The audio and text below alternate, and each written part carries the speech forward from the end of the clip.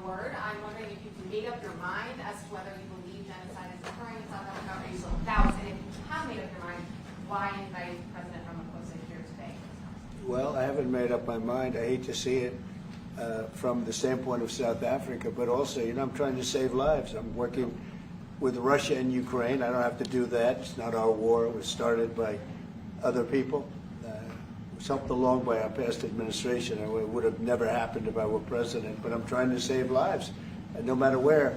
Rwanda, I have nothing to do with Rwanda and the Congo, but I felt I had a very talented person in this administration, and I sent him there, and he did an unbelievable job, I think. I mean, we're going to find out, but he's done the hardest part of the job. It should happen. If I can save lives, I want to save the lives. If it's in Africa, that's great. If it's in Europe, if it's wherever it may be. And it's a very small investment to do, believe me, compared to what the consequences are. So I hope we can do something. Look, I have so many friends. These two men, I have great admiration for them because I know what they do for a living. And that's a very hard living. Going from city to city, from country to country, and hitting a ball 350 yards like they do, and better than you and I. Getting the ball in the hole. It's a very tough, with lots of people watching, right? Yes, that's a very tough living. They're champions. I respect champions, and I respect very much. And I think the country is very lucky. They really wanted to be here. That's true. They could be elsewhere. They could be on a beautiful fairway someplace, and they wanted to be here. So. My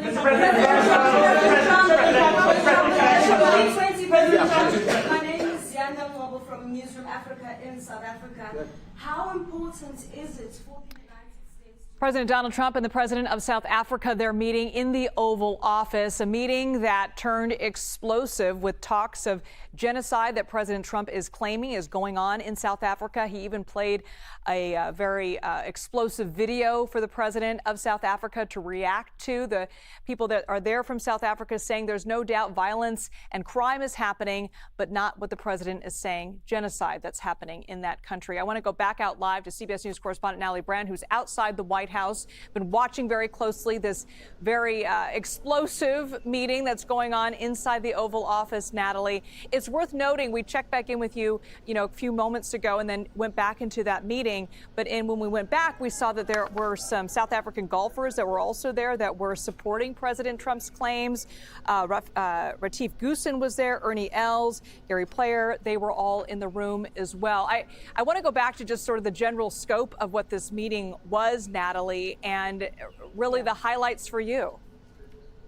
My understanding is the famous golfers were part of the South African delegation because South African President Ramaphosa noted that he brought a number of people with him to kind of help, convey some of the views from, politics, obviously the government officials and leaders, but also a trade union representative, business folks, and then the famous golfers. He even at the beginning of this meeting, which I noted was very cordial, he said that he brought a gift for President Trump, a golf book, kind of detailing some of the famous courses in his country. So that's how, again, this started, a hope to reset relations. That was what was expressed by President Ramaphosa before we saw this turn and this video played by President Trump on the fly, although obviously he had the infrastructure to play that video, but it was definitely caught everyone else in the room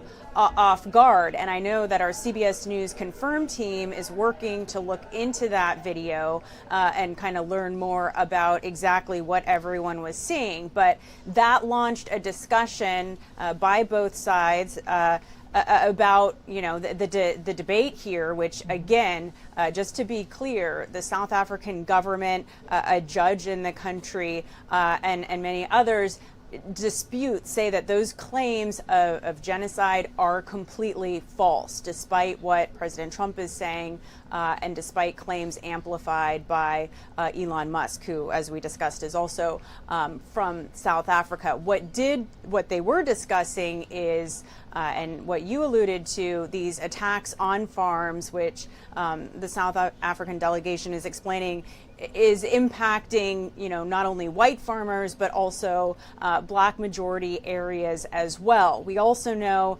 that something that's going to be discussed in this meeting, which is taking place very publicly, we'll see what happens when it transitions to private, is a land law that was passed earlier in the year in South Africa, giving the government the ability to, in certain circumstances, seize land for the public benefit and equity reasons if negotiations with the owner of that land fail. The government saying that it's targeting really unused land here, but that is a law that really caught the attention of the Trump administration and is part of these larger claims of land being seized and other, attacks on farmers. So I think, Liz, what we've been discussing, what's so notable here is that all of this is playing out in front of these cameras, but we've also been talking about,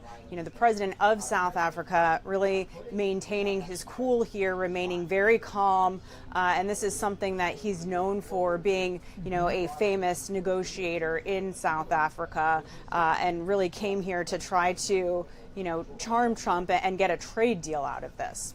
And we're told, Natalie, that meeting just wrapped up. They're now going to go into private meetings outside the glare of the press there. But explosive is the best adjective I know how to describe that meeting, a close second to the one we saw with Ukrainian President Volodymyr Zelensky. So we're going to talk more about this meeting coming up later on this show right here on CBS News 24/7.